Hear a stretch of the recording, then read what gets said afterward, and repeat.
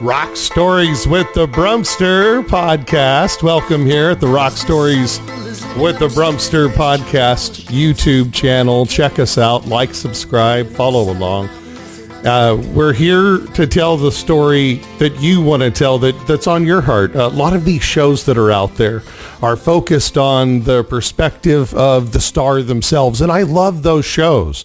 But it's exactly why I created Rock Stories with the Brumster, because we wanted to have it come from the fans' perspective. Some of my best friends, my own experiences, family members, you name it, sitting around, relaxing, just telling stories about their favorite concert memories, their favorite rock memories, real rock stories from the fans' perspective. And that was the reason why I created Rock Stories with the Brumster here at the Rock Stories with the Brumster YouTube channel. Thank you so much for joining us. You heard in the opener there a song, a snippet of American Dream. My friend Wayne Merdinger with us today on the program. His website, waynemerdinger.com/about. Couple quick things about Wayne. He is a published recording artist focused on insightful lyrics, diverse musical compositions that will resonate with those who enjoy heartfelt classic rock style ballads. Now, we all love those, right? With emotional messages, meaning, inspired by legendary artists of the 60s and 70s.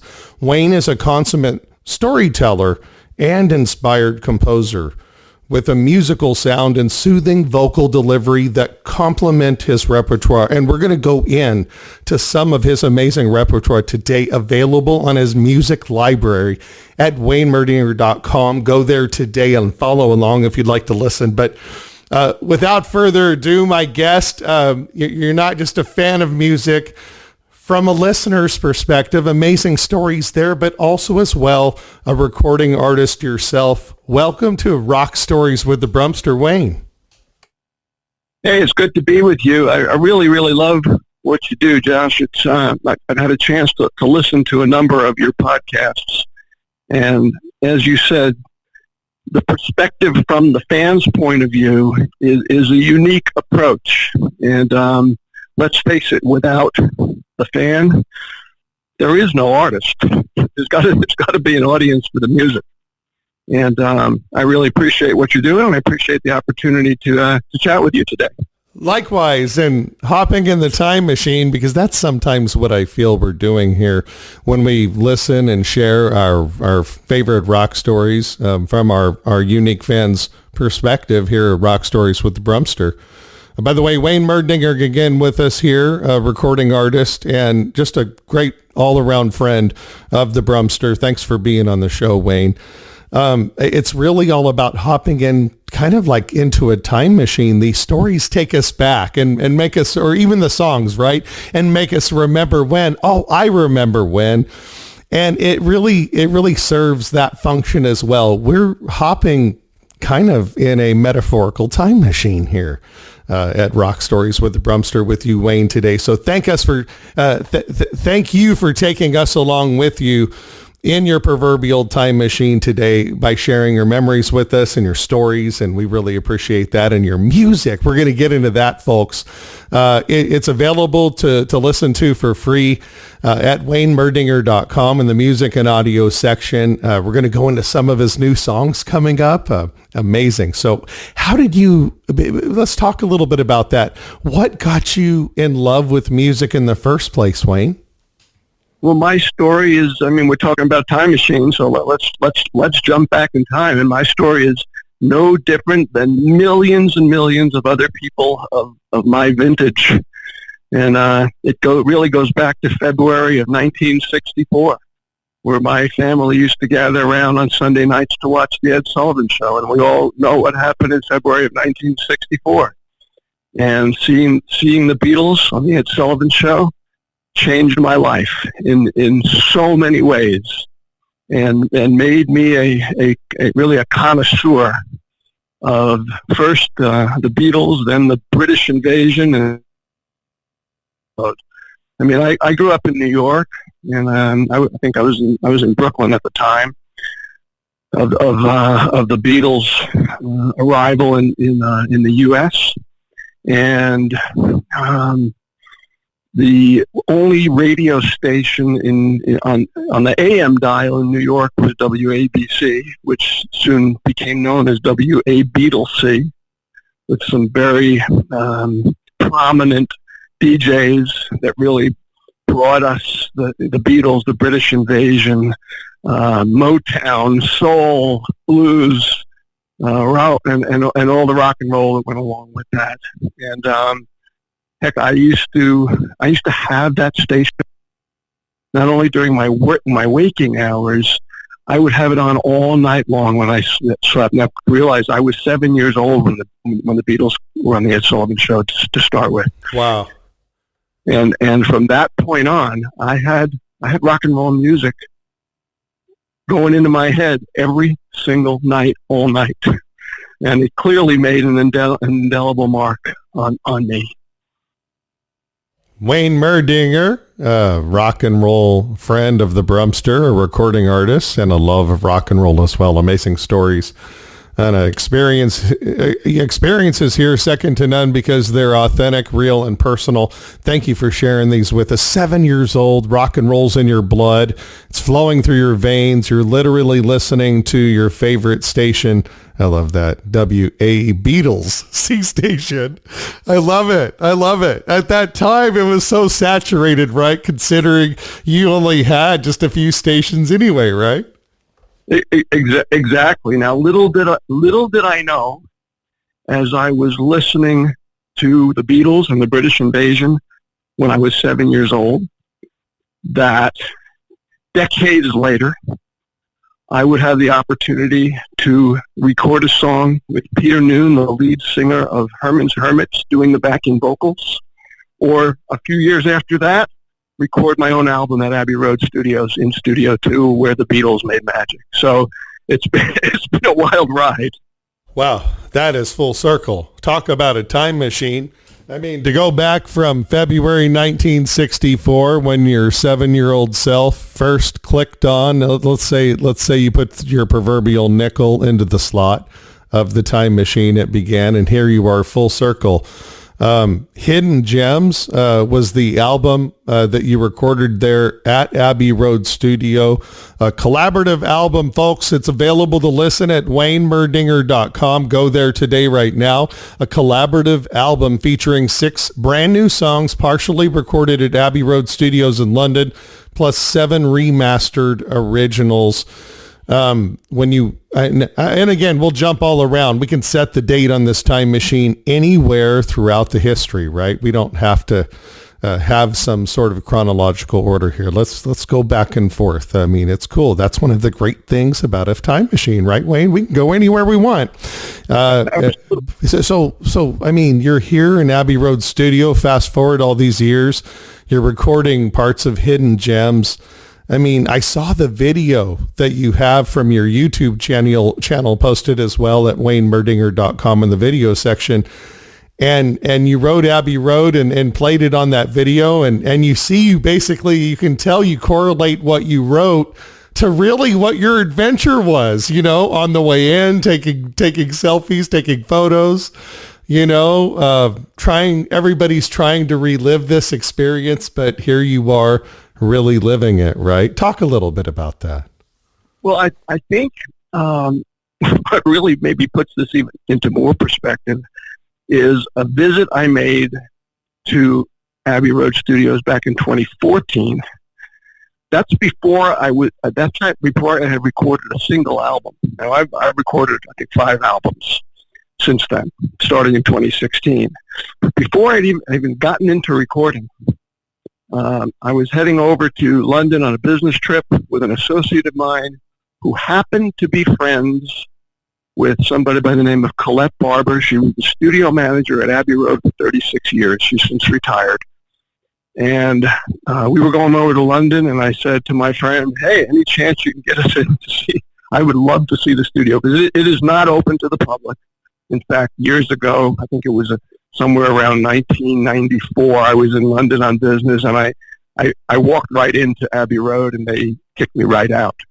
But in 2014, we did have a chance to really spend a couple of days there. and it was just fascinating and surreal, as you might expect for any Beatles aficionado. The history there is just reeking on the walls, from the walls. It's a surreal experience for anybody that is into that musical history, and not just the Beatles. I mean, so many major artists and legends recorded there back in the day. It's still an active studio. In fact, most of the major soundtracks for most of the epic films, everything from Star Wars to the Superman movies to Raiders of the Lost Ark, all the soundtracks are recorded at Abbey Road. And when I was taking a tour back in 2014, in fact, the London Philharmonic was recording there some movie soundtrack, and I don't recall what it was. But when I was touring the studio, it was strictly as an awed fan, never thinking that a few years later I'd be recording there, and that was wild. Now let me tell you how that came about. Yes. In around 1998, it might have been early 1999, I had the opportunity to record a song. It's another story, so we can come back to it if you want. But yeah, totally.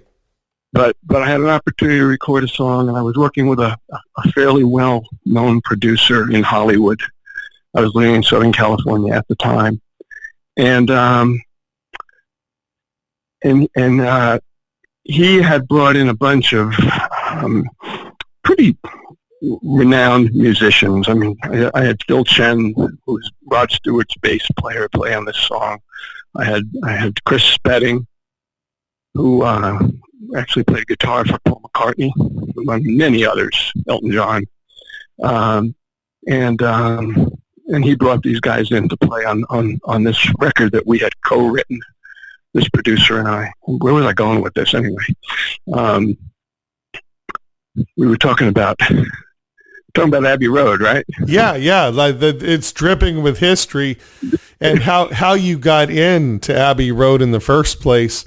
Right. So yeah. one of the people that I got introduced to was this other person that my producer was working with by the name of Danny Saxon, who he was trying to get a record deal at the time, and so I started working with them and on the business side, because I'm a business guy, and we were trying to get this guy noticed, and it really never happened. But he was an extremely talented artist, songwriter, singer, keyboard player, and he had written a few songs that I thought were just outstanding, and it just never really got off the ground. It is so hard. It is so hard to make it in the music business. And I mean, even Quincy Jones, we got him in to see Quincy Jones, and Quincy Jones absolutely loved his music, he said, but the timing was wrong. Can't sign him. He's not a boy band. Because remember, this is the late 90s. Right. At that time, it's all in sync and et cetera. That's what it's turning to in the business at the moment, right?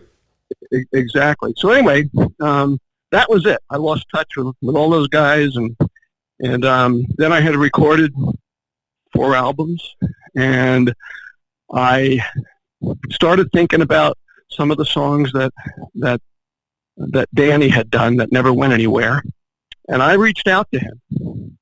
And I happened to be going to London on business, and I said, "Let's meet up. I want to. I've done some demos of some songs that you did. I also worked on some of them and wrote some new parts, etc." And so we met up in London, and he listened to what I had done, and I had just done them in my home studio, and he was just blown away. And he said, "Wayne, you've got to record these. And not only that, I want to produce you." Now, at the time, he had given up his dream of being a rock star, and he'd become a producer. And he was the producer for Simply Red, Paul Young, and I think he produced Pavarotti and a whole bunch of other people. I mean, he was the real deal.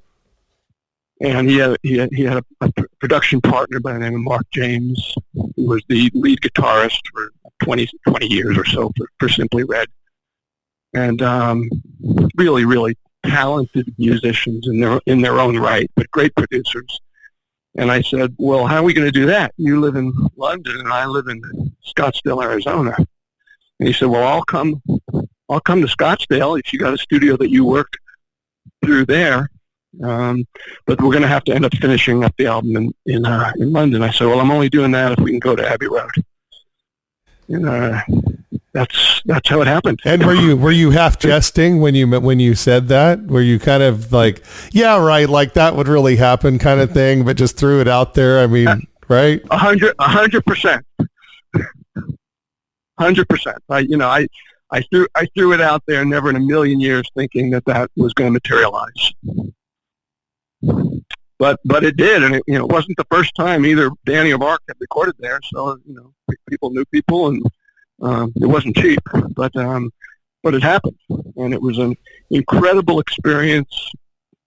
I hired a videographer to memorialize the whole thing, and those videos are all on my website as well, and it was just for a Beatles fanatic to walk into that studio where so much magic happened.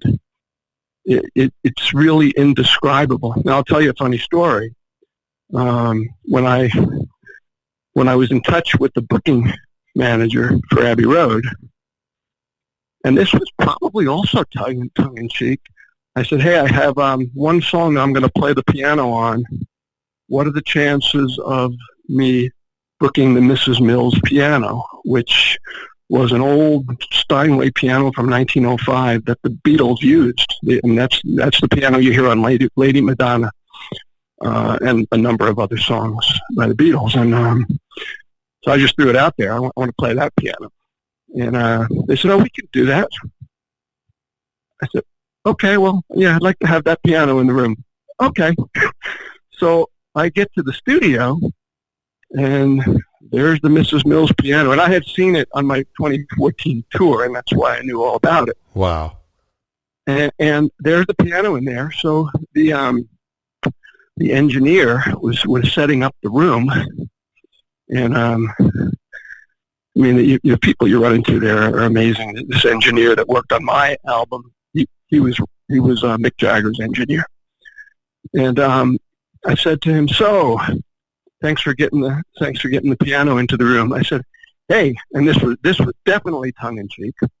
I said, what are the chances of using one of the Nyman mics that the Beatles used? And he said, I already got you covered. I figured you'd want that. And I didn't really believe him. I figured the mics are, locked away in some safe or in some showcase, right? Right, like some special museum at the BBC or something, right? Exactly. But lo and behold, I was rehearsing this song American Dream that you played at the top of the podcast. And so I was sitting at the piano and singing into this mic.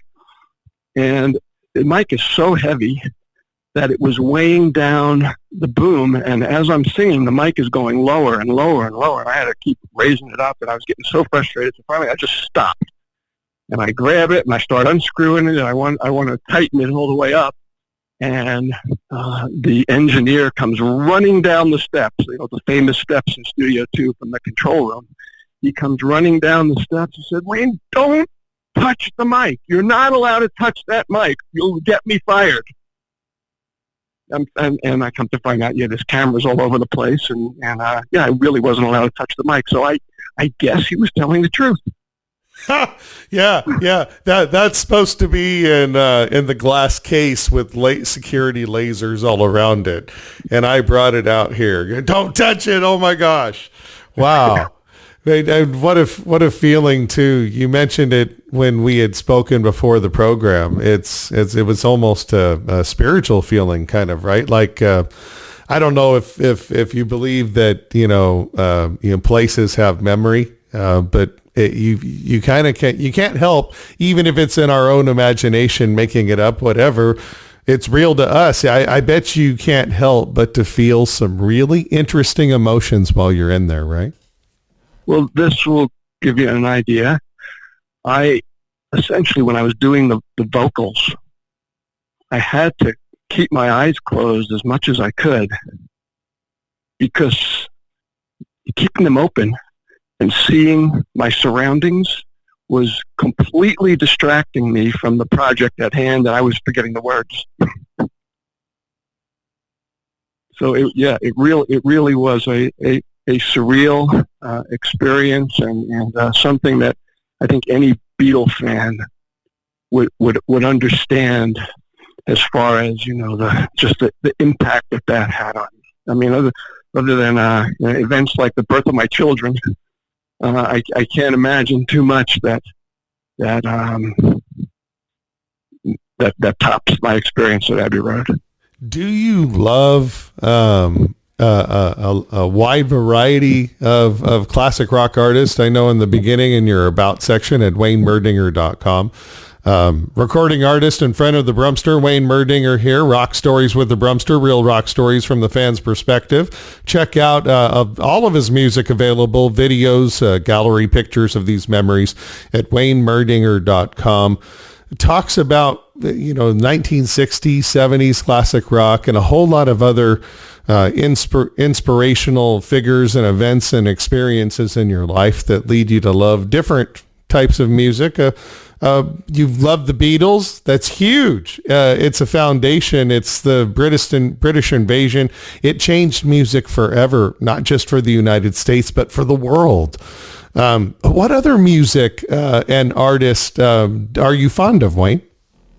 Well, I think that my wife would tell you that I am stuck in the 60s and 70s, so let's start there. There's been some music that's come out since then that I've gravitated to. In some ways, I have a pretty diverse repertoire in that, yeah, I can listen to country, but don't ask me, well, who did that song, or who wrote this one. I have no idea, but I don't dislike country. It's just not my main go-to. I even like classical. I mean, I love listening to classical music. The older I get, the more I enjoy it. I like music in the 50s as well. But I was just on the tail end of that when I came on the scene. But everything from the 60s and 70s was where I wanted to be. You know, as you before we get off of Abbey Road, I think your listeners might enjoy the song that I wrote after my 2014 tour. Now, remember, this is before I had recorded a single album. But when I started getting serious about writing music, I think I did my first album in 2016 because my kids said, "Dad, you've written all these songs. Someday you're not going to be here. We want to have these. You got to record them." And that's really what prompted me to go into the studio and record some old songs that because I had started writing probably in the mid to late 80s. And then when I took the tour in 2014, and it's such a major impact to see Studio 2 at Abbey Road, I wrote a song about it, and aptly titled Abbey Road. And if you listen closely, I don't know if you have time to play the whole thing, but I think there are 8 Beatles titles in the lyrics. But it's really about my experience. And again, this is before I even had an inkling that I would record there someday. Yeah, why don't we do that? Audience, we're going to pause. And again, you can listen to this and all of his awesome rock music available at WayneMerdinger.com at the music and audio section. We're in his album Hidden Gems, recorded from Abbey Road Studios. Yeah, absolutely. Let's stop for a moment and play Abbey Road from the title track. That's awesome. So talk a little bit about this song before I hit play, Wayne.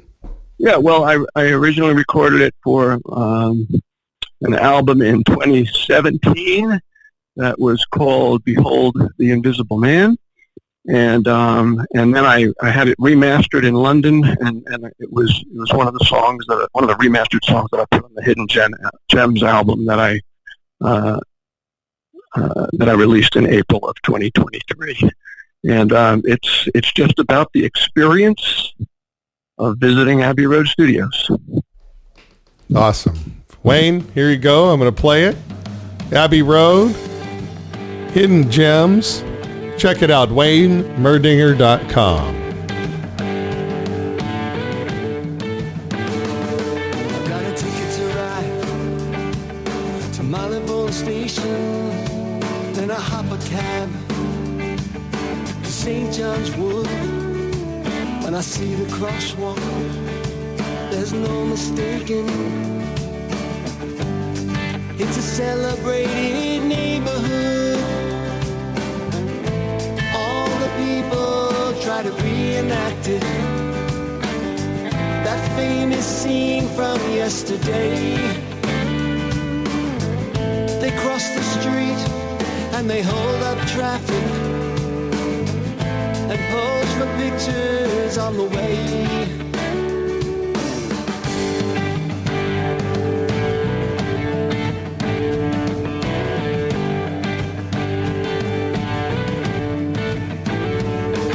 As I walk across to number 3, I see the writing on the walls. Every color there, every word I see, it's only love and that is all. Feeling all the envy of the crowd up through the private entryway. It's so surreal, I'm in a cloud. I'm nowhere, man, I'm miles away. I'm talking about Abbey Road, for the sound of a generation walking through Abbey Road. A backstage pass for me, am I really at Abbey Road? Or is it just my imagination singing Abbey Road like it was 1963? So I roam about the hallowed hallways, photos hanging from a distant time, sessions past, remembered always. All these legends here and I feel fine. The sacred corridors and rooms, the magic lives in number 2. With every step the story looms. So many memories since love we do. I'm thinking about Abbey Road. It was part of the revolution. Checking out Abbey Road. Its fortunes on display. Chilling out Abbey Road, where we saw an evolution. Looking at Abbey Road, there's a treasure still today. Mrs. Mills still sits against the wall, the fabled 4 tracks aging in the hall. And if I close my eyes and concentrate, I can hear the music resonate. I'm thinking about Abbey Road. It was part of the revolution. Checking out Abbey Road, where Sergeant Pepper taught the band to play. Chilling out Abbey Road, where we saw an evolution. Looking at Abbey Road, it's a treasure still today. I'm talking about Abbey Road, for the sound of a generation walking through Abbey Road. A backstage pass for me, was I really at Abbey Road? Was it just my imagination seeing Abbey Road like it was 1963? Rock Radio 559 is where you can also check out Rock Stories with the Brumster, and here at the Rock Stories with the Brumster YouTube channel. Amazing music and musicians just like this, my friend Wayne Merdinger with us today on the program. Go to his website, waynemerdinger.com. Amazing album. And when you hear that song, it really does walk you through the process. You're a great songwriter, Wayne, not just a musician. Amazing. And of course your collaboration with your friend as well, right? Yeah, well, for me, songwriting is storytelling. You're not going to find many songs in my catalog that are just a bunch of music and lyrics that don't have any meaning. My songs they tell a story. There are messages. They have, in many cases, deep personal meaning for me. It could be it could be love, it could be loss. I wrote a song because my daughter was moving away. There are different emotional events that happen in life, and those make the best material, or the basis for material for song. Because to me, it's not about just, I'm going to go pick up my guitar or sit at the piano and write a song. If I try to do that from scratch, it's usually not going to turn out well. But if I get an idea in my head for a topic, then the lyrics flow pretty easily, and I'll have a chance to maybe play a couple more songs, and I can give you some examples of that. Absolutely. What would you like to hear next off the album, as far as just a good flavor for our listeners? What else sounds good? Well, there's no time limit here, by the way, folks. That's one of the great things about podcast, is we're here for the conversation. We're glad you're joining us at the Rock Stories. Yeah. Yes. So a song I'd love for you to play is one that when I released it, and I got a chance to talk to a lot of people that I know, and they listened to it, only a select few were able to figure out what or who it was about. And anybody that knows my connection with the Beatles probably knew pretty quickly who it was about. But for me, everybody has their favorite Beatle. For me, John Lennon was always the special one. And I wrote a song about John Lennon coming to me in a dream, and the song is called "Stranger." And I think you'll get what I mean by the messaging and telling the story when I write a song. Ladies and gentlemen, Stranger, Wayne Merdinger.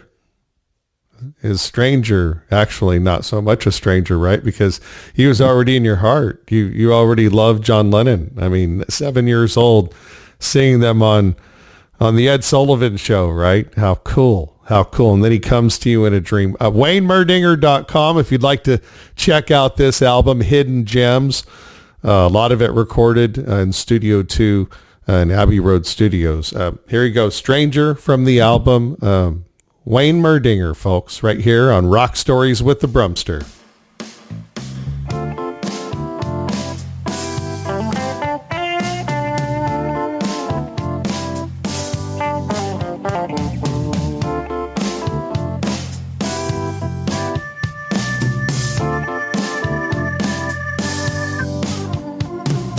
Who's that knocking on my front door?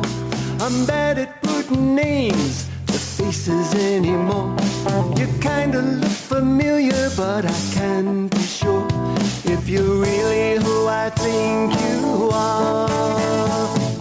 Come a little closer now so I can see if I'm standing in the shadow of history.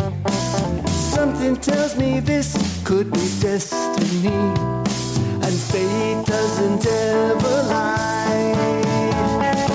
Hey, there, stranger, I see you've come to call.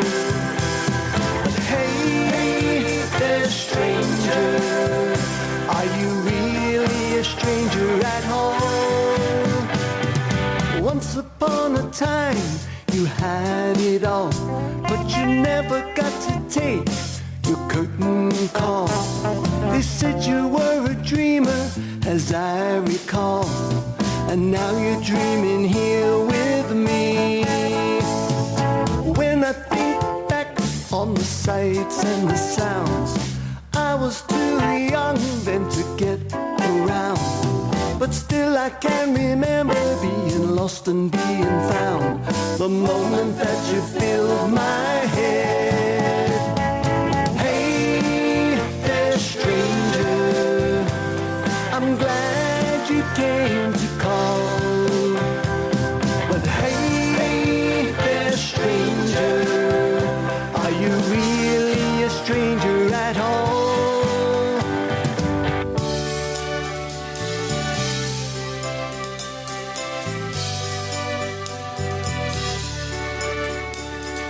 Strange as it seems, I'm still chasing my dream, and I want you to see what I mean.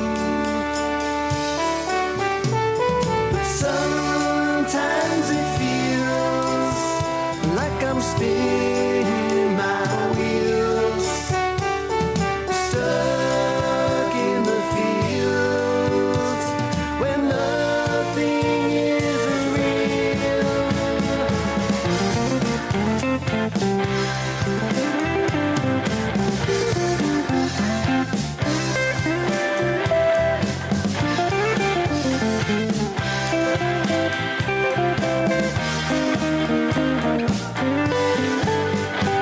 I see you got some pictures and you brought your guitar, so we can reminisce and play a few bars from some magic left behind by a shooting star.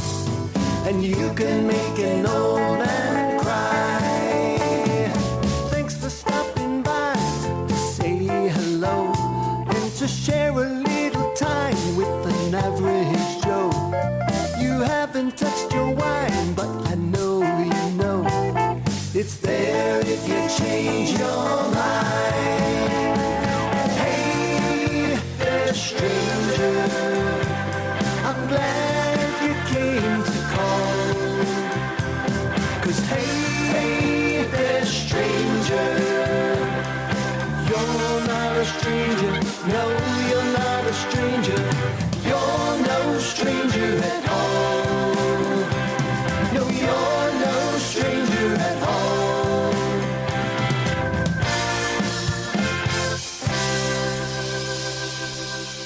Wayne Merdinger, stranger, and no stranger at all, right, Wayne? No stranger. No stranger. And we're going to continue to play more. WayneMerdinger.com /music dash audio. Go there today, and you can listen to all of this music on demand as well. I think that your audience, since you're catering to fans, might be interested in this crazy story. If you'll indulge me. Yeah, please. And I call it musical fantasy camp. And we got to go now to about 1998. And, I had written a number of songs, most of them pretty bad. And I used to use this cassette device. It's a Fostex 4-track recorder. And it was I guess state of the art at the time for home recording. High tech. But pretty bad, because every time you overdub, you take 2 tracks and dump them onto 1 track, you're losing so much quality. So right. so it was nothing that was ever going to see the light of day. And anyway, I had a friend. We were living in Southern California at the time. I had a friend who was a traveling salesman, spent a lot of time on the road, and he was visiting us. And he said, "Hey, you written any new stuff?" And I played him some stuff. He said, "I spent so much time in the car. I would love to have a tape of your songs." And I had one tape that I had made that I couldn't bear to listen to. I said, you know what? It's yours. And I gave it to him. And it must have been 6 months later. I'm on a business trip. My wife calls me up, says, Wayne, you got a very interesting call. It's kind of weird. She said, I got this call from this British guy who says he's a record producer in Hollywood, and he's heard your music and he wants to talk to you. Now, that made no sense to me. I didn't remember that I gave a tape to anybody. I said, that's got to be bogus. But give me a number. I'll call the guy. So I call him up. His name is Calvin Hayes. Probably doesn't ring a bell. But he produced and played every instrument on the record, Shattered Dreams, which is the number one song. Johnny Hates Jazz. Johnny Hates Jazz, yes. In 1989, it was the number one song. And that's who he was. And more than that, he was the son of a gentleman by the name of Mickey Most. Again, not a household name, but the second most commercially successful record producer, second to George Martin, in history. I mean, Mickey Most produced the Animals, Herman's Hermits, where there was the connection to Herman's Hermits, Lulu to Sir With Love, Donovan, the Yardbirds, and many others.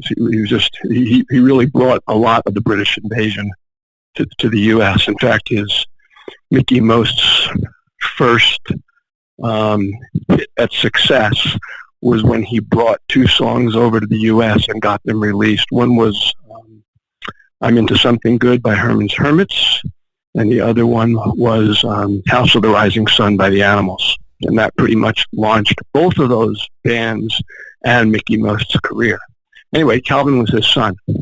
And Calvin said, hey, I was at a party in Hollywood or Beverly Hills, wherever it was. It was some actor's house, and I won't mention the name. And I met your friend. And he said that he had a friend that writes music, and we went out to his car, and I listened to it. And I would really like to meet you and hear some of the other material you've written. Wow. So I said, okay. So we make a date, and I go to Hollywood, and I bring this big, thick binder of just tons of songs that I've written. He said, okay, I want you to play everything you've ever written for me. He sits me down on a Fender Rhodes piano, and the guy was painfully honest. I'd start playing a song. He said, that's terrible. Next. That's crap. Awful. Next. And then I played one. He said, now that one's ready to record right now, which I didn't record with him, but I did put it on my first album. And then I played another song, I remember, and he said, that has potential. He said, I hate the lyrics. He said, but the chord progression is great. He said, would you mind working on that song with me, rewriting the lyrics, and we'll just work on it together? I said, okay. So I'm trying to remember what the original name of the song was. I don't remember, but it became a song called I'll Never Believe You Again. And, when I refer to the Never Believe sessions, it's not just because of the name of the song, it's because I'll never believe that this even happened. Because I started working with him on the song. We finally got it finished, and he said, all right, well, we got to bring some musicians in. And that's when he brought, these big time musicians in to play on the record. And then we had it, we thought it was done, and then I said, nah, I need another verse. I wrote another verse. And I said, it needs a little bit more depth in the backing vocals. Can we get another singer besides me to sing backing vocals? And he said, I can call Peter Noon. I mean, he was best man at my wedding. I thought he was kidding. He said, no, he lives up near Santa Barbara. Let me give him a call. And he called Peter, and Peter said, yeah, I can do that. He said, but I want to meet him first. And so we drove up the coast, had lunch with him, and Peter came to the studio, and and recorded the backing vocals for that song, which was just wild. Wow. Because here it was, back when I was a little kid, I would listen to the Herman's records and sing along to them, and here it was all these decades later, and he was singing along to me. So, wow, that reminds me of how I fell in love with Ted Nugent, kind of a thing between my dad and I, and then all of a sudden, all these years later, I'm introducing him and interviewing him on the radio, and it was like, is this even happening?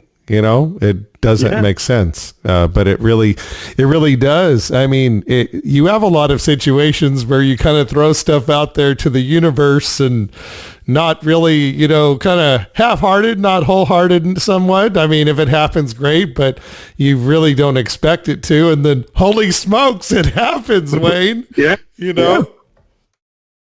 Exactly.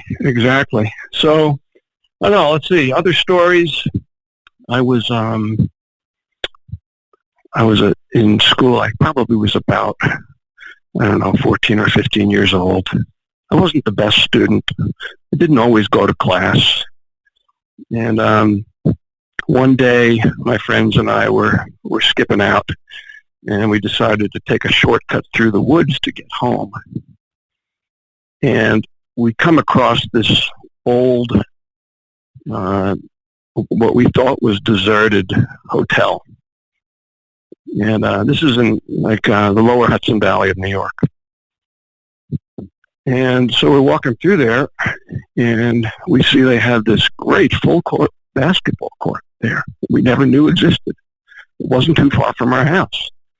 I said, hey, let's start playing basketball here. So we show up the first time to play basketball, and these long-haired people come out of this house that we thought was deserted, right next to the basketball court. And we say, oh, I'm sorry, I hope we didn't disturb you. We didn't know that anybody lived here. He said, oh, no problem at all. You can play wherever you want. They're just really, really nice people. Well, come find it. They're a band. I don't want to say they were squatting, because they were friends of somebody that knew the owner of the property that arranged for them to stay there.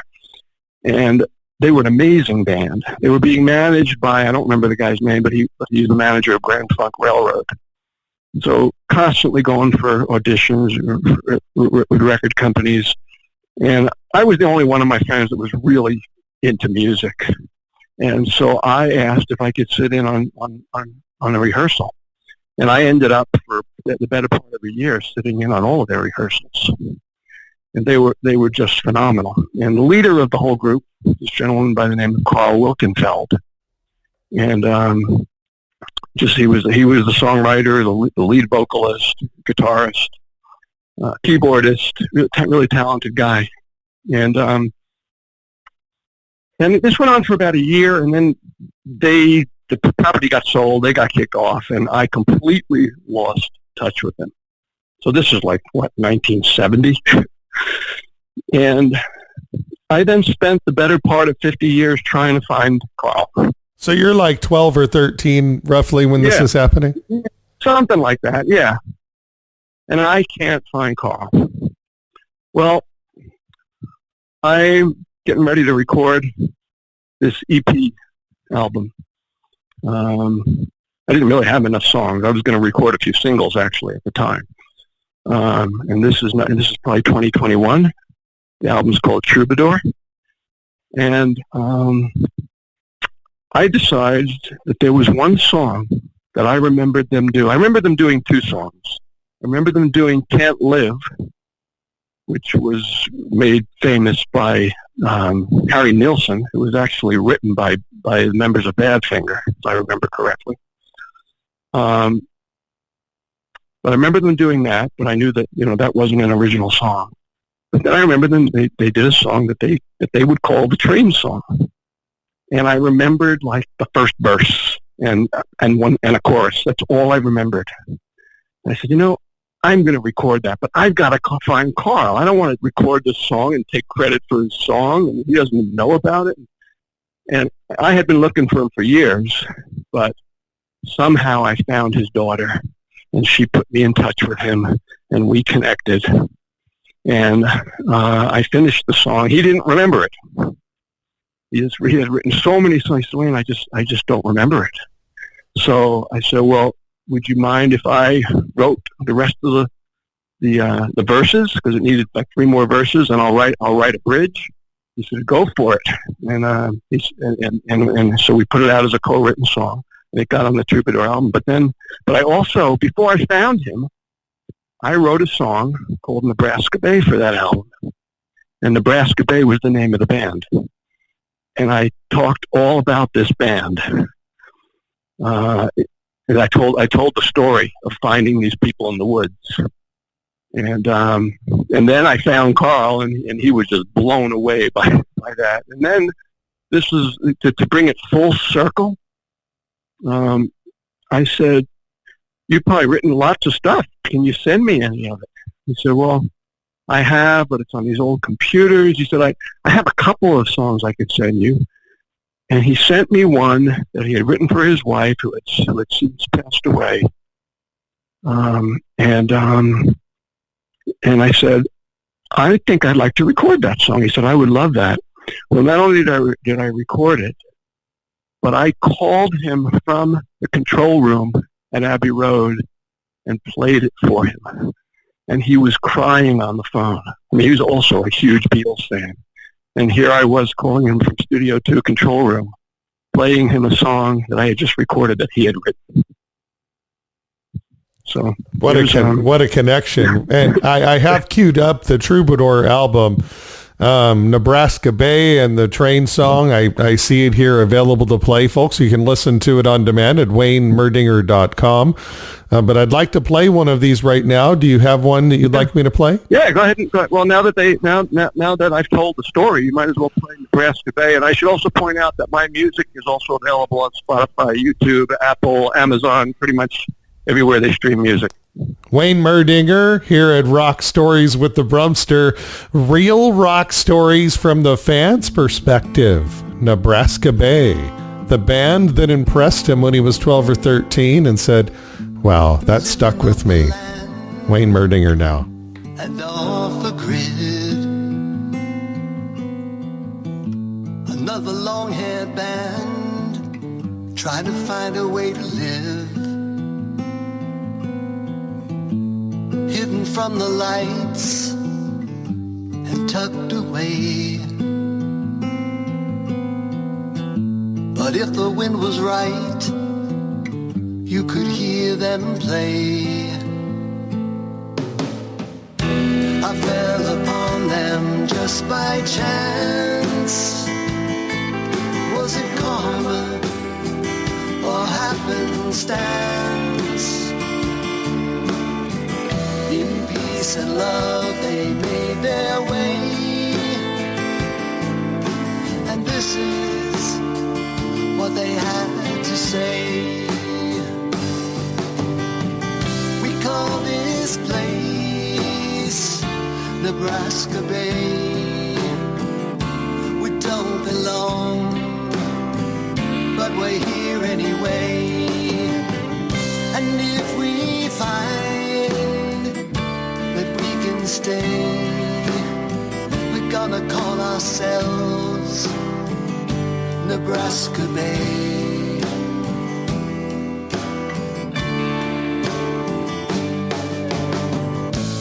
Chilling on the grounds of an old motel, lucky to have found this place to dwell. There was Carl and Mitch, Scotty and Jack, with Yvonne and Rachel, keeping them on track. I was just a kid, skipping school, and these new friends of mine, well, they seem so cool. I'd hang around them every day, so inspired when when I watch them play. They found this place they called Nebraska Bay. It didn't belong, and neither did they. If it came to pass that they could have stayed, they'd have kept on playing as Nebraska Bay. Sitting in the corner of the basement, I'd go crazy for their sound. And then, much to my amazement, they were never to be found.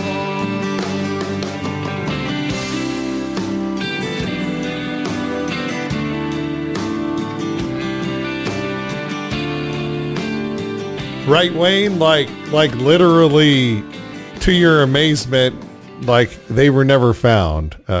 Like you were so surprised, right? Like that kind of talent. And where did they go, right? Exactly, and there's so many stories like that. I mean, the music business has always been hard to break into.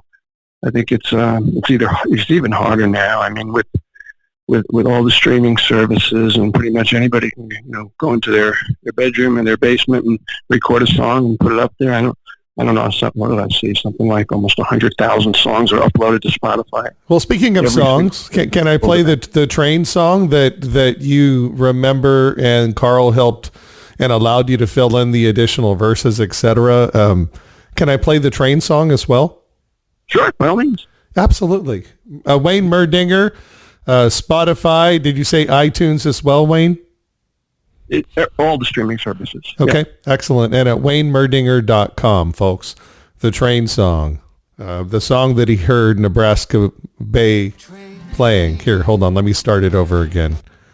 Call yourself a professional, Brum? Here you go. When I stepped down off the train,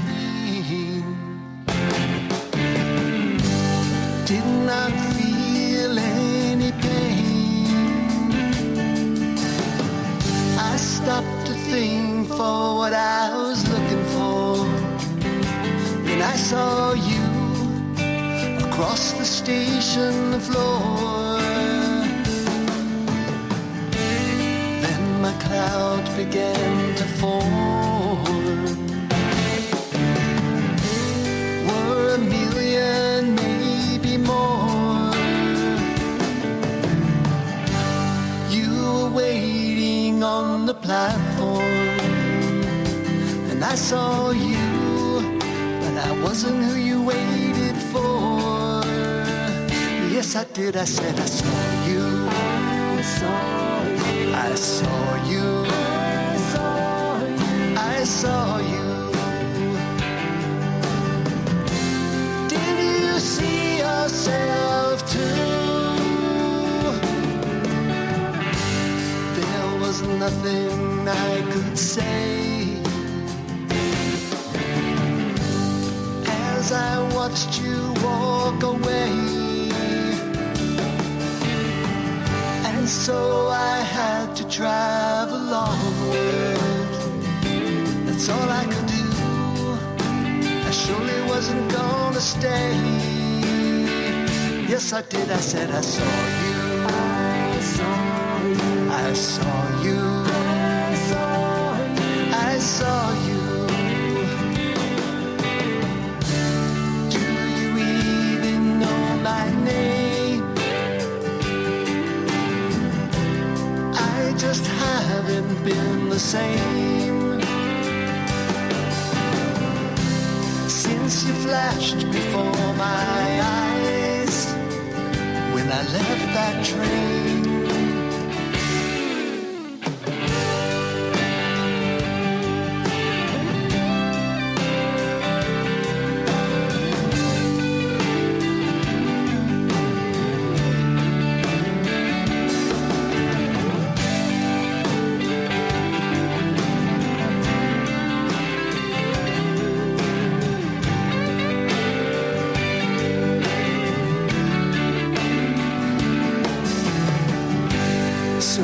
got back on the train.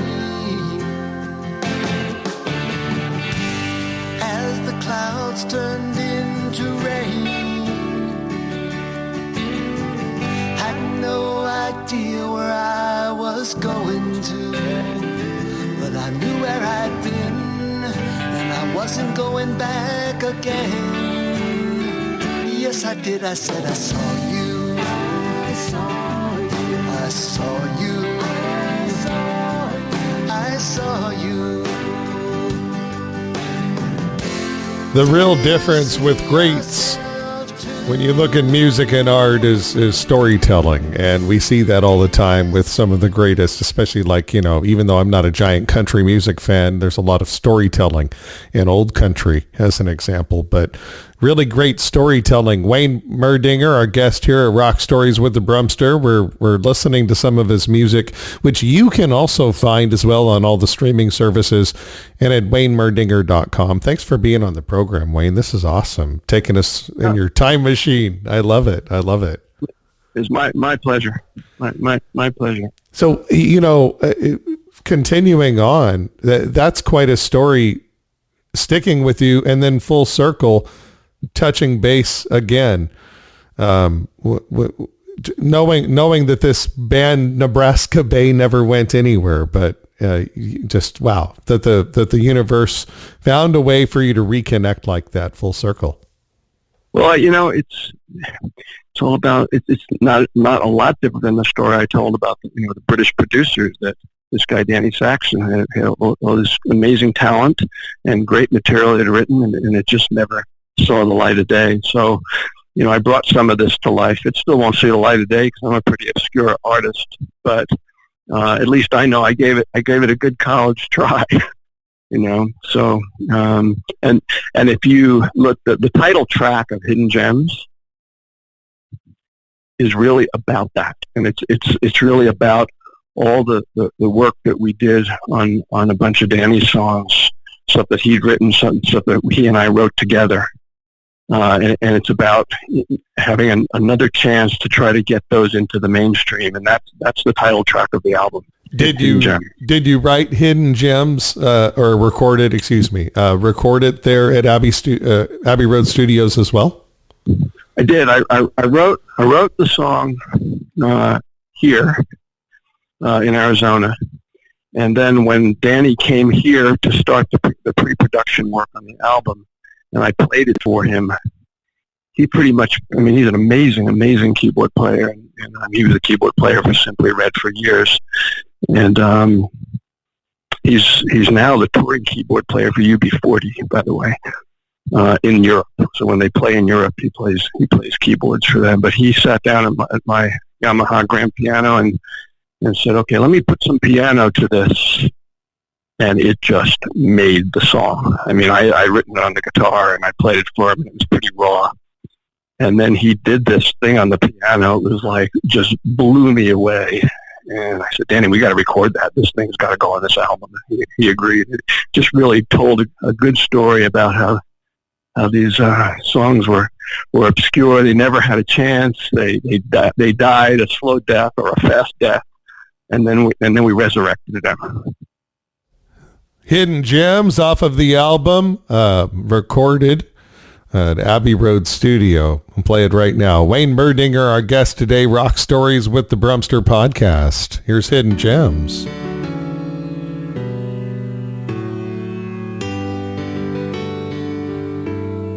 Dust off the chords,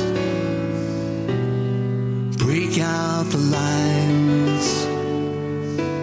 There have got to be doors we can open this time while looking for love. We went down for the count, brushed under the rug as they counted us out.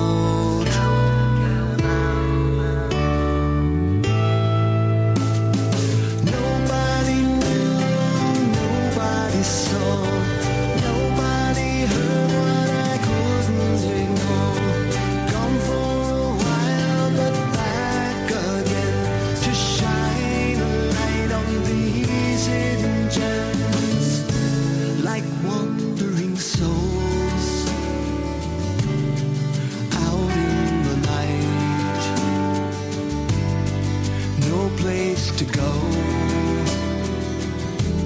no ticket to ride. Standing beneath a no vacancy sign, beckoning to throw them a line. Nobody knew, nobody saw, nobody heard what I couldn't ignore. Gone for a while, but back again to shine a light on these hidden gems.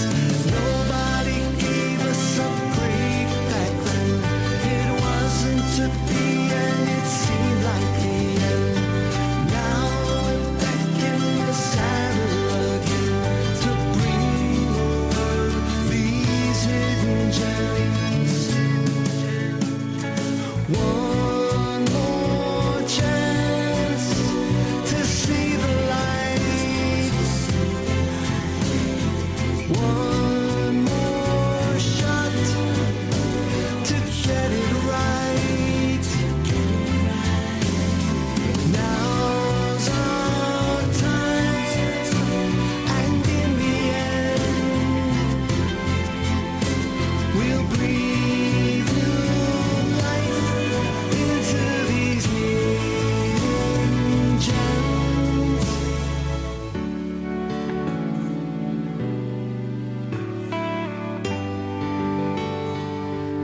Picture long lost friends turning up at your door, back from the dead, and not lost anymore. But we never went far, we just stepped away,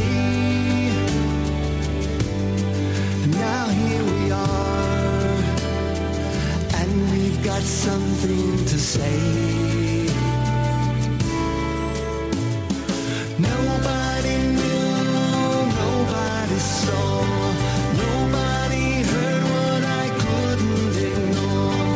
Gone for a while, but back again to shine a light on these hidden gems. Nobody gave us a break back then. It wasn't to be, and it seemed like the end. Now we're back in the saddle again to bring the world these hidden gems.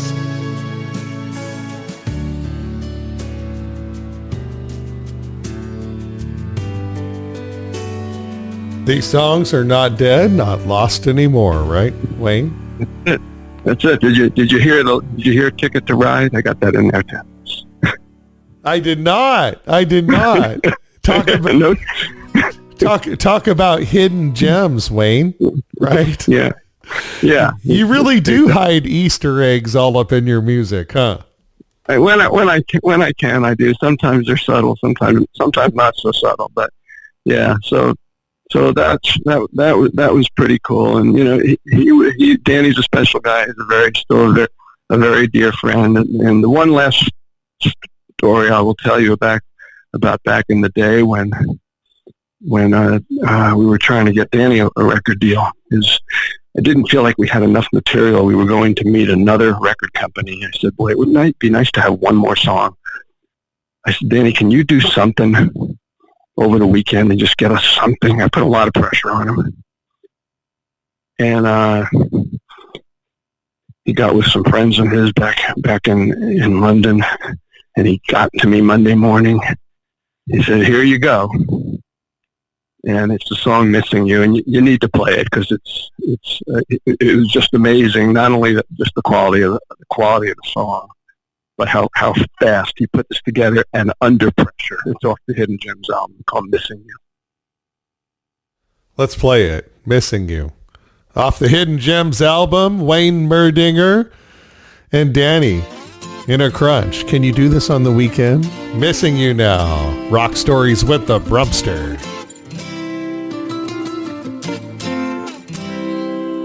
I suppose I'll get by in the usual way, and I feel the pain that time should be healing. However, I try to get through every day. It's only with the memories I'm stealing.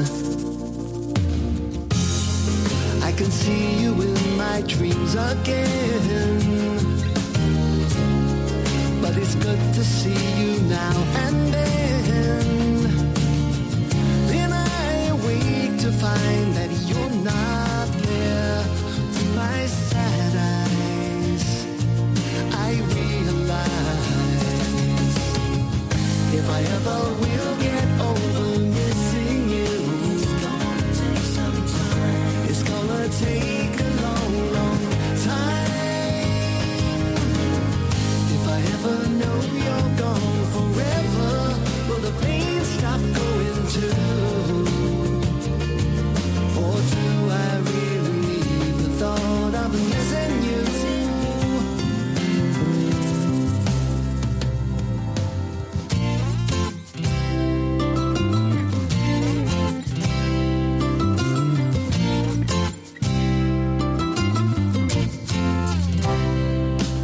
I'd give everything just to hold you again. Though I close my eyes and I can almost hear you. I'll try to believe, but I don't know when the sun comes up that maybe I'll be near you. I can see you in my dreams again, but it's good to see you now and then. Then I wake to find that you're not there. In my sad eyes, I realize if I ever will get over missing you, it's gonna take a long, long time. If I ever know you're gone forever, will the pain stop going too? Or do I really need the thought of missing you?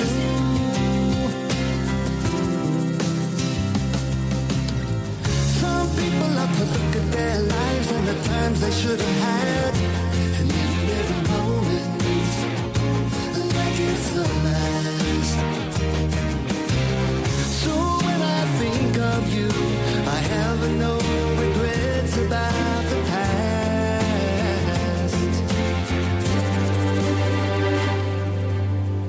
If I ever will get over missing you, it's gonna take some time. It's gonna take a long, long time.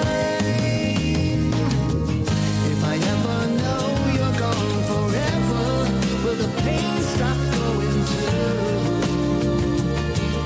Or do I really need the thought of missing? If I ever will get over missing you, it's gonna take a long, long time. If I ever know you're gone forever, will the pain stop going too? Or do I really need the thought of missing you?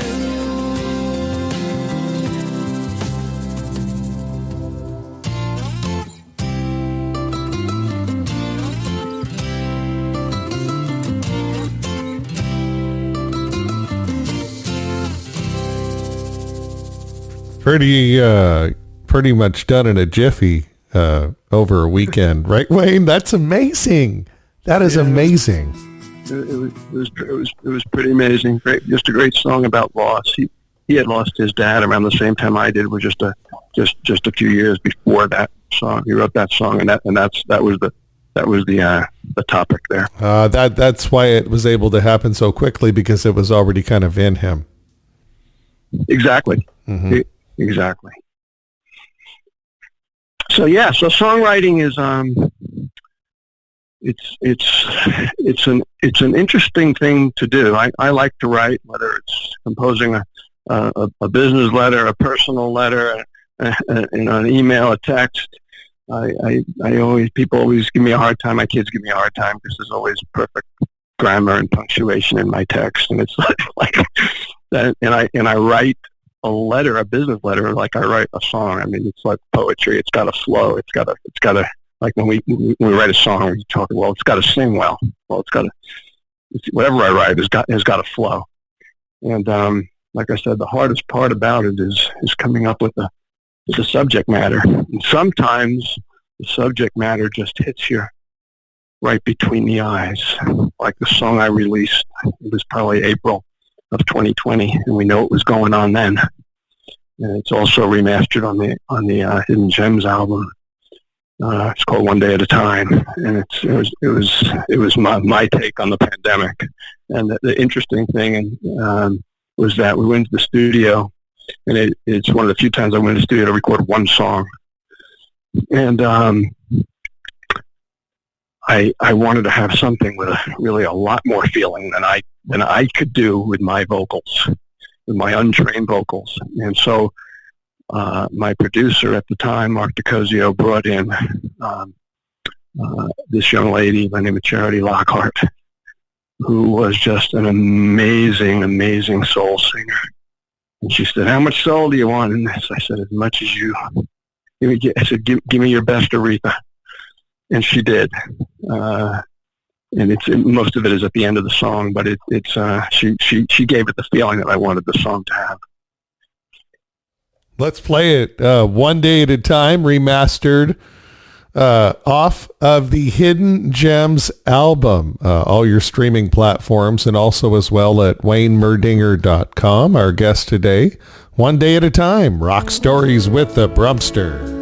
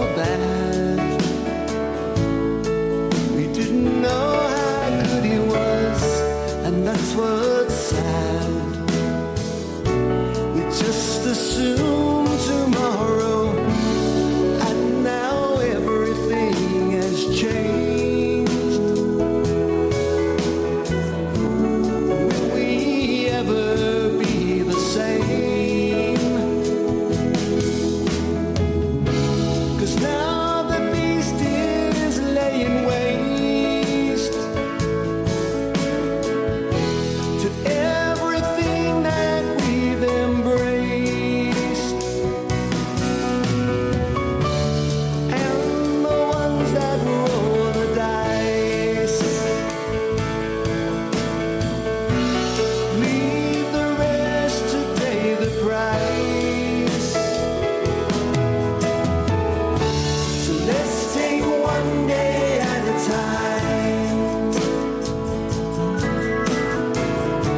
'cause in the end the sun will shine.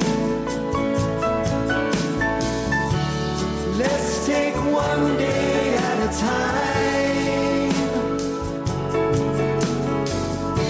and out of this we'll climb. Let's take one day at a time. We gotta take it all in stride, 'cause in the end the sun will shine. Sun will rise again. Let's take one day at a time, find some peace of mind, and out of this we'll climb. Out of this we'll shine. You weren't kidding. Wow, what a talent. Bat and cleanup on the song there at the end. What a beautiful voice. And is that the piano that I believe I thought I heard in that? Was that the piano? No, that was not done in Abbey Road. That song was recorded right here in Scottsdale, Arizona. Oh, I like that piano sound there. Yeah, that was beautiful. That was actually done on an electric piano right into a MIDI board. Wow. When I heard it, I imagined this big, beautiful wooden piano in my head. No, you know? I think when we're done here, since you started the show at the top of the podcast with American Dream, I think when we're done, you should just play that song because that is the piano. Yeah. Okay. That's be a the good way one. to end off. But as I was saying, I don't know how many songs you want to play, and I don't want to take up the whole thing. No worries. Again, we're in no rush. It'll just kind of wrap up organically. That's what I love about this show, folks. By the way, folks, thanks for joining us. Wayne Merdinger, my special guest today, recording artist, and a friend of the Brumster. Go to waynemerdinger.com and also all streaming platforms to listen to his tunage available there on demand. And we're listening and going through it today, but we get a special tour in the time machine with some stories along the way. Storytelling is so important. And the coolest part about this is we get perspective because, Wayne, sometimes when we hear a song, it can mean something to one person and then it means something different to someone else, even though the songwriter may have intended X, Y, or Z. As far as the story that they're trying to tell. Some songs are just like that, right? In the eye of the beholder, in a sense. Yeah, absolutely. And there are so many songs that I write that I know exactly what they mean. And then I ask people, what do you think that means? And I don't know. And here's a great example. And it's another example of one that just hits you between the eyes. And this was off my Messages album in 2018. And it's a song that was inspired by a close family member just being on the brink of being diagnosed with Alzheimer's disease. We saw the signs. And it's kind of an angry song. It's probably my hardest rock song that I've written. It's called No One's Home. And now you know what it's about. That anybody that has gone through something similar or is going through something similar, because we're still going through it, will certainly be able to relate. It's about somebody with signs of dementia or with advanced dementia, either way. But it's told from the perspective of the family member and what that person is going through. And it's called No One's Home. No One's Home now. Wayne Merdinger on Rock Stories with the Brumster.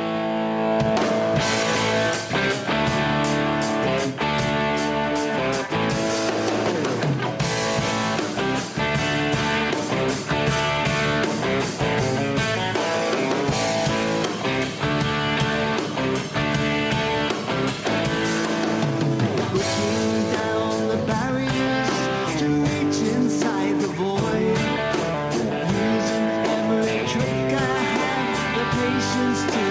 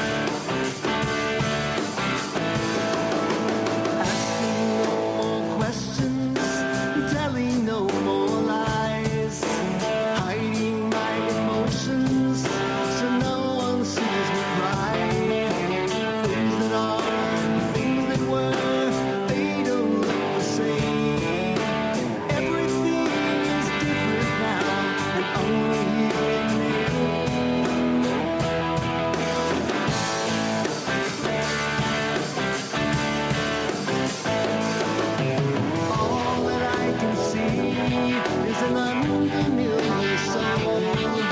I wish I had a hint of something new or something old. Maybe no one's there to answer the door. Should I even feel the need to be knocking anymore? But I'm knocking, no one's home. I'm feeling so alone. I'm looking, it's hard to find anything might be left behind. I'm knocking, but no one's home.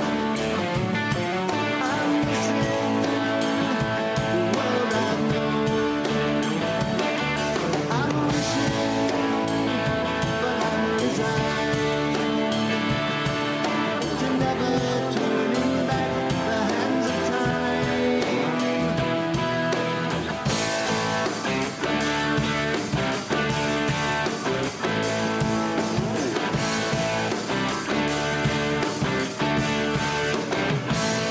Knocking at No One's Home. Wayne Merdinger there from his 2018 album.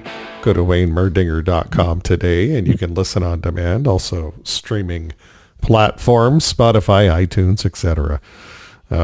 Killer song. Wayne Merdinger on Rock Stories with the Brumster. Thanks for being here, man.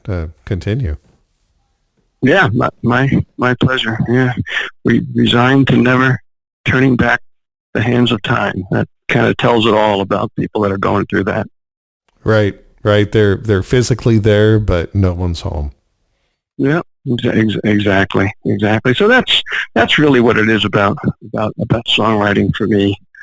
And the rest of it is just, the musical part and seeing it come to life in the studio. Now I'm not a professionally trained musician. I taught myself the guitar first back in the 1970s, and then I got a hand-me-down piano in the 80s, started playing the piano and kind of didn't pick up the guitar again until I think when I started recording, I said, I'm going to try playing the guitar again.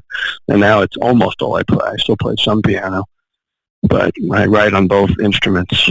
And it's pretty cool to do a demo in my home studio, give it to my producer, and then watch it just come to life in the studio.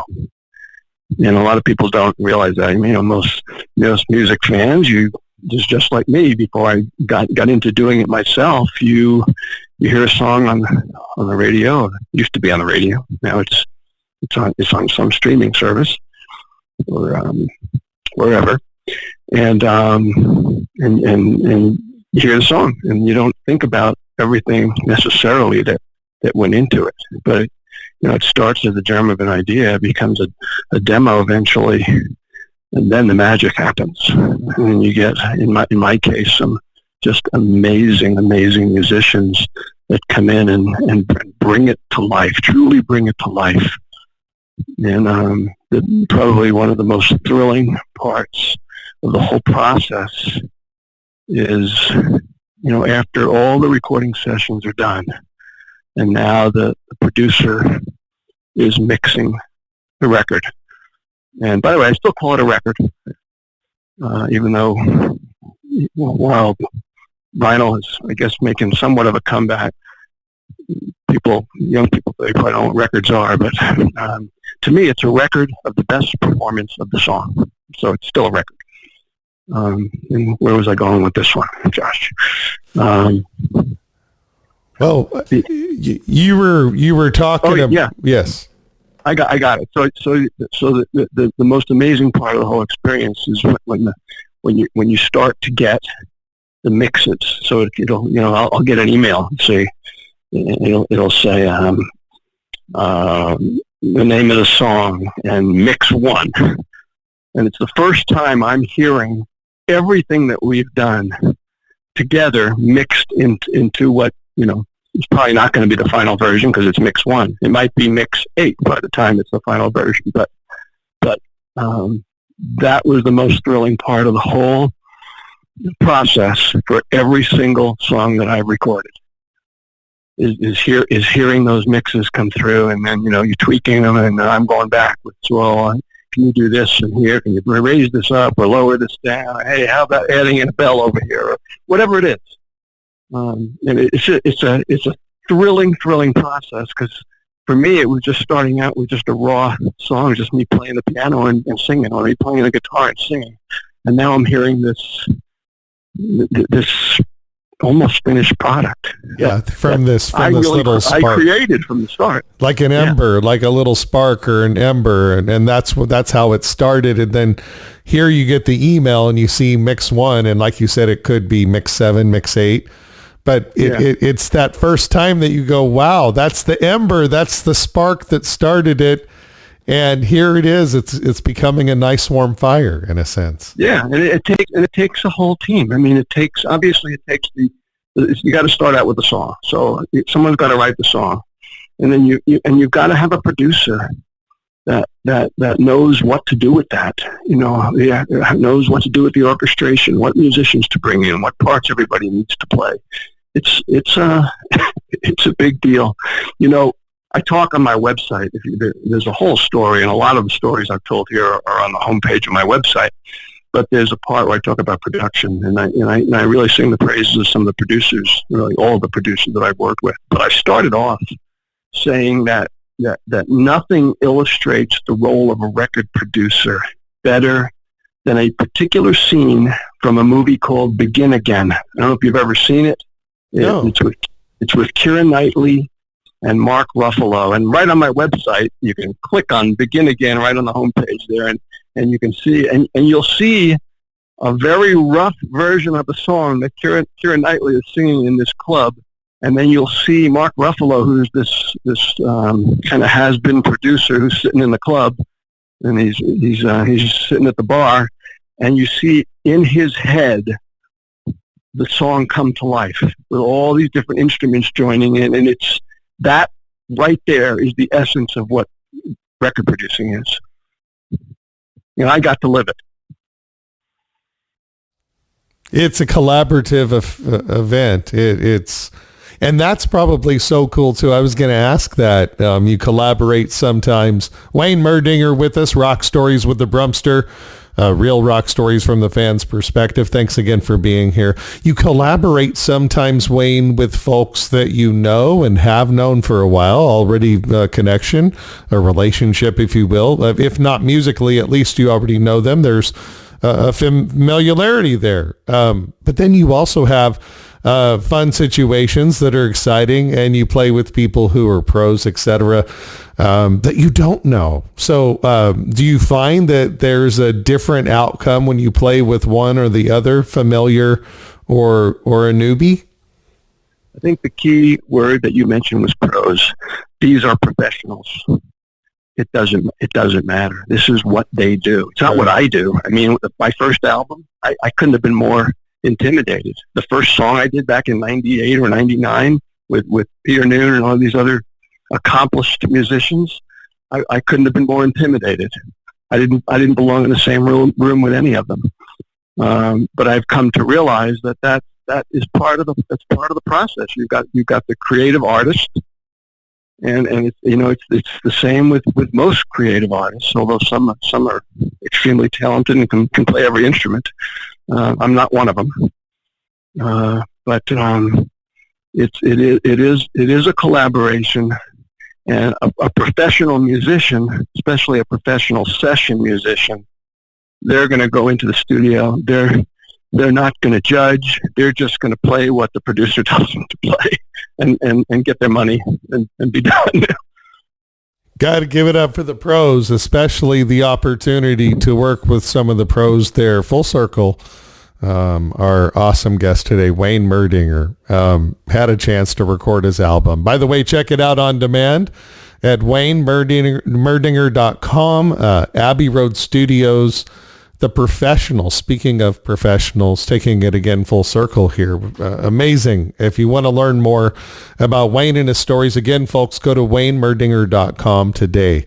But Wayne, wow, just the professionals. Speaking of of that statement, they're professionals.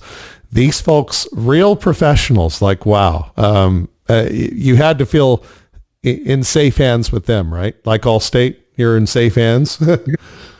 Going in, by the time I went to the studio to record the music I had written, I always knew that it was going to come out. Well, I didn't always. The first album, maybe not, because I'd never done it before, really, other than one song years ago. But after that, you get a lot more confidence just in the writing. So I knew that each album, I felt, got better. The songwriting got better. The songs were better.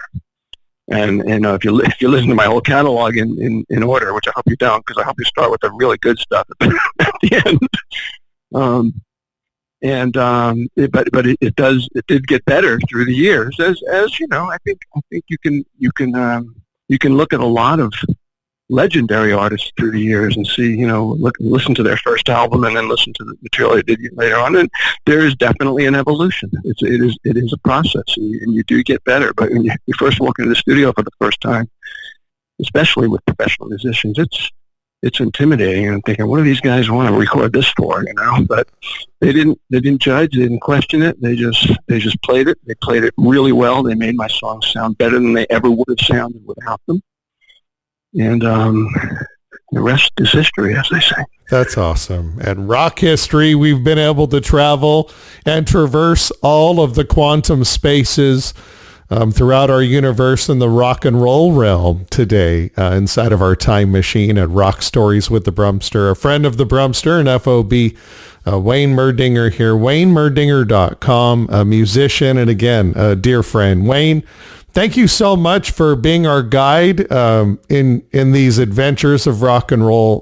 Very, very cool to get to accompany with you today inside of the rock and roll time machine. Thank you so much. And just keep making this art. And what as we wrap it up, what can folks look forward to? Do you have anything that you're in the midst of making right now that may be coming soon, or anything in that realm?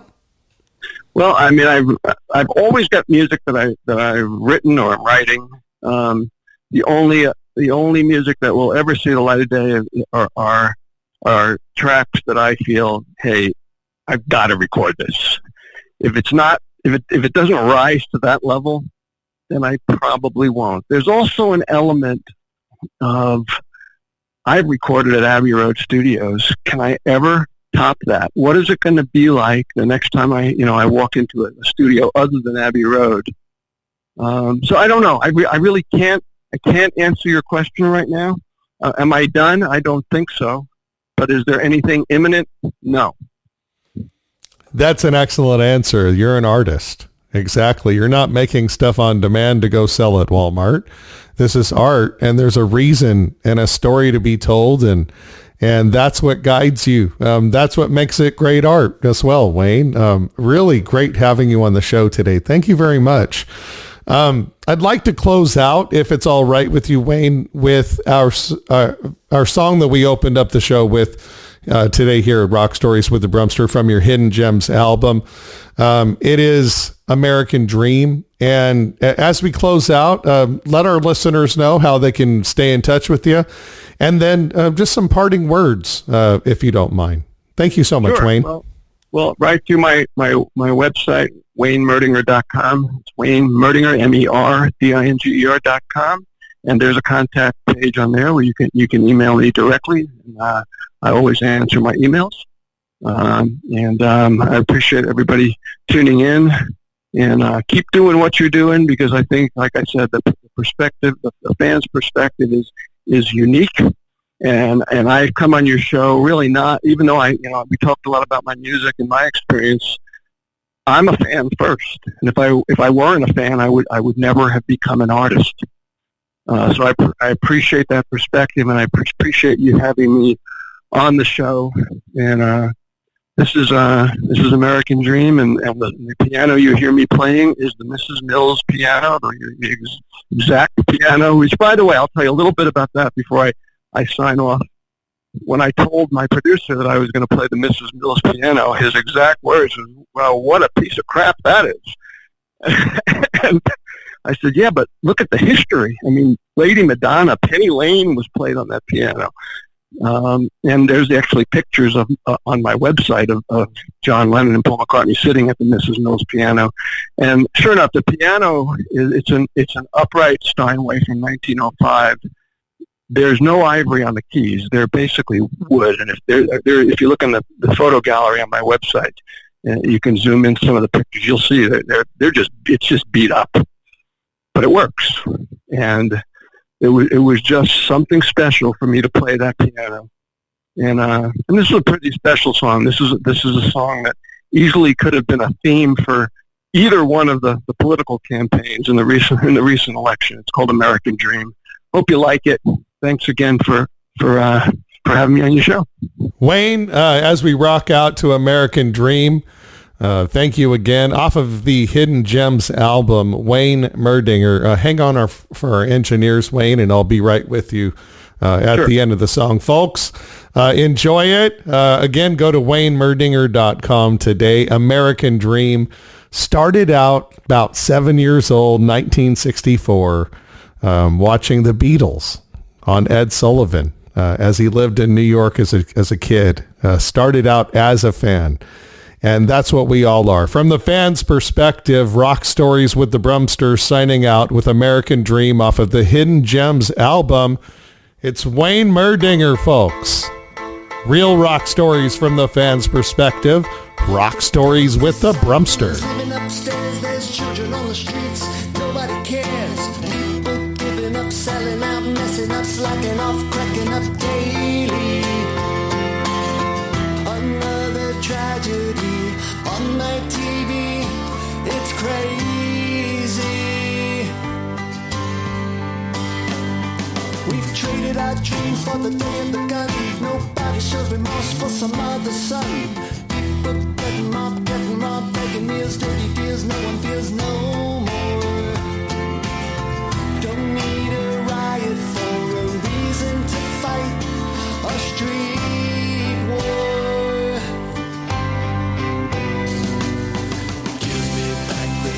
I can walk on, bring back the American dream. Give me something I can believe in. Where can the answer be? Is this the way it has to be? Where is the American dream?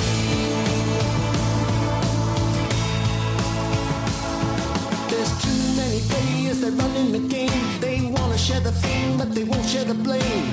People sleeping rough on the stuff, playing tough, taking lies, crazy guys stalking. Ain't nobody's gonna